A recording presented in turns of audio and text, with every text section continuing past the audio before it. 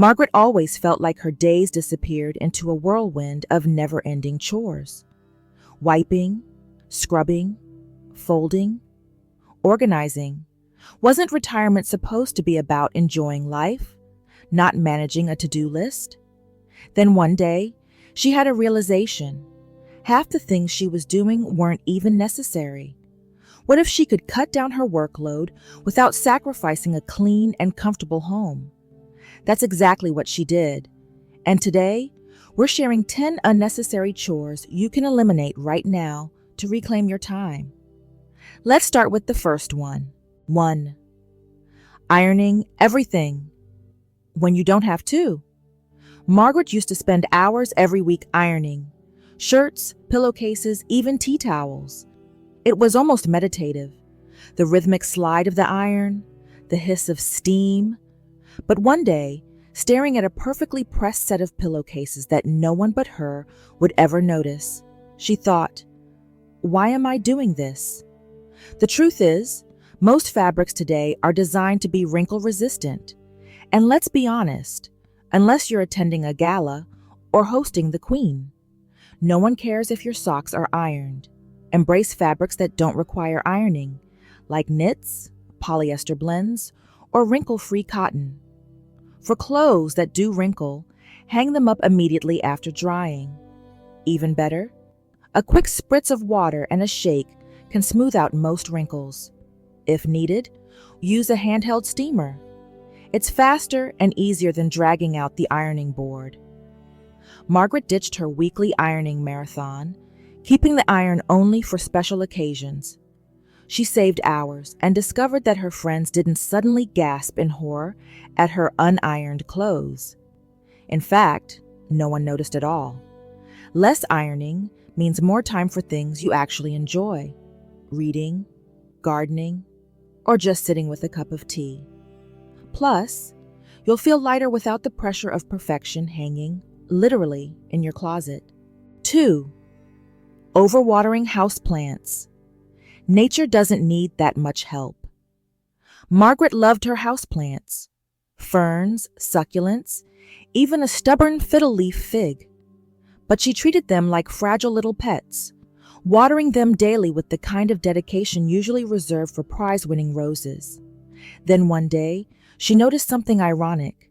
Despite all her efforts, some of her plants looked sad, droopy, yellow, struggling. Turns out, too much love or water can be just as harmful as too little. Many houseplants thrive on a less is more approach. Instead of watering on a strict daily schedule, check the soil first. Stick your finger an inch deep. If it's dry, water. If it's still damp, wait a few more days. For low-maintenance plants like succulents, watering once every 2 weeks is often enough. Margaret shifted her routine, letting her plants guide her instead of the calendar. The result? Healthier, happier greenery with half the effort. Plus, she no longer worried every time she left home for a few days. Her plants were just fine. Less watering means more peace of mind. You'll save time and energy while enjoying vibrant plants that thrive with natural rhythms, not rigid schedules. And let's be honest, seeing your fiddle-leaf fig finally flourish, that's pure joy. 3. Daily dusting. Is anyone really checking? Margaret had a ritual. Every morning she'd grab her dust cloth and wipe down every surface in the house. Side tables, shelves, even picture frames that hadn't been touched in weeks. She felt productive, sure, but also exhausted. One day, while dusting the same bookshelf for the 3rd time that week, she paused and thought, does this even need it? Spoiler alert, it didn't. Most homes don't accumulate noticeable dust in just a day or two. Unless you're living in a wind tunnel, daily dusting is overkill. Focus on high-traffic areas, like coffee tables or kitchen counters, once a week. For less used spaces, dust every 2 to 3 weeks.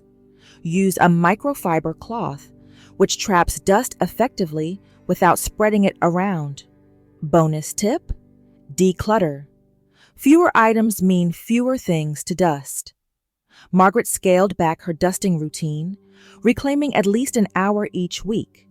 The house still looked spotless, and she found herself wondering, why did I ever stress about this? Letting go of daily dusting frees up time and reduces the mental load of keeping a perfect home. Plus, you'll realize that a little dust doesn't make your home less warm, welcoming, or beautiful. It just means you're living in it. And that's the point, isn't it? 4. Folding underwear and socks. Why bother? Margaret had always believed that every item of clothing deserved respect, even her socks and underwear. She'd sit for ages meticulously folding them into perfect little squares, stacking them neatly like linens in a department store. But one day, as she spent 15 minutes arranging socks that would soon disappear into her shoes, she paused and thought, is anyone even going to see this? Spoiler, no one did. Not even her. Ditch the folding. Just toss your clean socks and underwear into designated drawers or bins. You can even organize them loosely by type. One section for socks, another for undies. But skip the precise folding. If you're worried about finding matching socks, try buying several pairs of the same color. Problem solved. Margaret embraced the toss and go method, cutting her laundry routine in half. Surprisingly, nothing catastrophic happened. Her drawers weren't magazine-worthy, but they were functional. More importantly, she gained back precious minutes that added up over time. Letting go of the need to fold every tiny item reduces unnecessary stress. Life's too short to worry about sock symmetry. Embrace the freedom of functional over flawless. You'll feel lighter, less rushed, and oddly liberated. 5. Washing dishes by hand. When you have a dishwasher. Margaret had a love-hate relationship with her dishwasher. She'd load it up, press start, and then, almost out of habit, turn around and start washing dishes by hand. Plates, spoons, mugs. It's faster this way, she told herself, scrubbing diligently. But was it really? After all, wasn't that why she had a dishwasher? One evening, as she stood at the sink scrubbing yet another plate, it hit her. I'm doing double the work for no reason. Trust the dishwasher to do its job. Rinse off large food particles, load efficiently, and press start. That's it. Modern dishwashers are designed to handle even tough stains, and they often use less water than hand washing. Plus, they save you time and effort. Margaret committed to breaking her hand washing habit. At first, she hovered nervously, peeking inside mid-cycle as if expecting disaster. But guess what? The dishes came out sparkling clean. No extra scrubbing required. Using your dishwasher fully frees up your time and reduces physical strain. It's about working smarter, not harder. Plus, there's something wonderfully satisfying about walking away from a full sink, knowing the machine's got your back. 6. Making the bed perfectly. A day Margaret had always believed that a perfectly made bed was a sign of discipline and order. Hospital corners tucked tight, pillows fluffed to perfection, not a wrinkle in sight. But one morning, after meticulously smoothing out the last crease, she realized she'd spent nearly 10 minutes making a bed she'd mess up again that night. Why am I doing this? She wondered. Was it really for her comfort, or just a habit she'd never questioned? Simplify your bed-making routine. Instead of hospital corners, give the blanket a quick pull and smooth it out with your hands. Fluff the pillows if you like, but skip the decorative throw pillows unless they truly bring you joy. In under a minute, your bed can look neat without the military precision. Margaret let go of her quest for bed-making perfection. The result? A bed that looked tidy enough to feel welcoming without the stress of flawless execution. And when she occasionally skipped making it all together, the world kept spinning just fine. Reducing the pressure to maintain perfect routines creates mental space for more meaningful activities. Your bed is for comfort, not for show. Letting go of rigid habits fosters a sense of ease, reminding you that life doesn't have to be picture perfect to be beautiful. 7. Vacuuming. Every day, your floor will survive. Margaret had always believed that a truly clean home meant vacuuming every single day. Even if there wasn't a single visible crumb, she'd plug in that vacuum and run it across the same spot she'd cleaned just the day before. It became a daily ritual, a habit she never questioned, until she did. One day, as she lugged the vacuum out yet again, she paused. Do I really need to do this every single day? She glanced around. The floor looked fine. Nothing catastrophic had happened overnight. Instead of vacuuming daily, switch to a smarter cleaning schedule. For high-traffic areas like the kitchen or living room, vacuuming once or twice a week is enough. For less-used spaces, once every 2 weeks works just fine. Got a few crumbs? A quick sweep or spot cleaning with a handheld vacuum does the trick. Margaret started vacuuming less, and to her surprise, her home still felt just as clean. She saved herself at least 30 minutes a day and realized that no one was inspecting her carpets for microscopic dust. Letting go of daily vacuuming frees up time without sacrificing cleanliness. You'll reduce physical strain and rediscover a sense of balance, because a home should feel lived in, not like a showroom. 8. Deep cleaning the fridge. Weekly. Relax, it's not a science lab. Margaret had always believed in keeping her fridge spotless. Every week, she'd take everything out, scrub every surface, and carefully inspect each item like a health inspector. It felt necessary, until she realized she was spending more time cleaning the fridge than actually cooking from it. The moment of realization came when she found herself deep cleaning an already clean shelf. She wasn't preventing messes. She was just making extra work for herself. Instead of deep cleaning every single week, do small maintenance checks instead. Wipe spills as they happen, and dedicate 1 day a month to a full deep clean. Use a simple mix of vinegar and water for quick touch-ups, and keep an open box of baking soda to absorb odors. Margaret cut down her fridge cleaning routine to once a month. Her fridge was still fresh, her food still safe, and she suddenly had an extra hour each week she never knew she was wasting.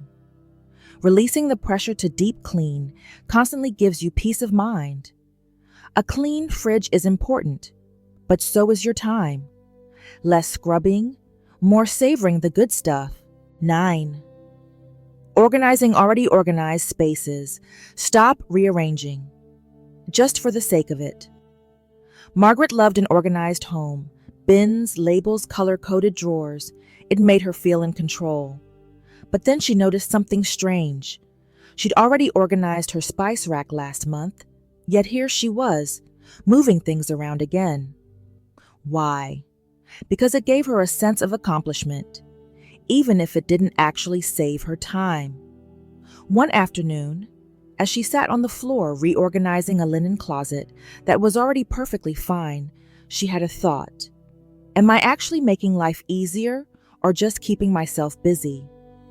Before reorganizing, ask yourself, is this disorganized or am I just bored? If everything is functional, leave it alone. Instead, channel that energy into something fulfilling, reading, walking, or calling a friend. Margaret set a new rule. Only reorganize when necessary, not out of habit. She found that life still felt just as orderly, but with half the effort. Letting go of excessive reorganization saves time and mental energy. Organization should serve you, not the other way around. Keep it simple, and trust that good enough is truly good enough. 10. Washing clothes. After every wear, when not needed. Margaret had a habit, one that many of us have. The moment she wore something, even for a couple of hours, it went straight into the laundry basket. A perfectly good sweater, the washing machine, a pair of jeans worn just once, into the pile. It wasn't until she found herself doing laundry every single day that she wondered, am I actually making more work for myself? The truth is, not every piece of clothing needs to be washed after one wear. In fact, overwashing can wear out fabrics faster, causing clothes to lose their shape and softness. Create a wear again section in your closet. Items like jeans, sweaters, and jackets can be worn multiple times before washing. If something isn't dirty or sweaty, hang it up to air out and use it again. For freshening up clothes, a fabric spray or a short tumble in the dryer works wonders. Margaret adopted this new rule, and suddenly her laundry loads shrank. Less washing, less folding, and more time for actual living. She realized she wasn't compromising cleanliness. She was simply being practical. Cutting back on laundry saves time, energy, and even money. Plus, your clothes will last longer, meaning fewer shopping trips and more comfort in your well-loved favorites.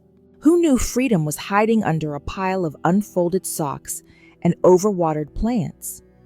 Margaret found it, and now it's your turn. Cut the fluff, keep the joy, and reclaim your time. Which chore are you kicking to the curb first? Drop it in the comments. We're all cheering you on. Blast off applause.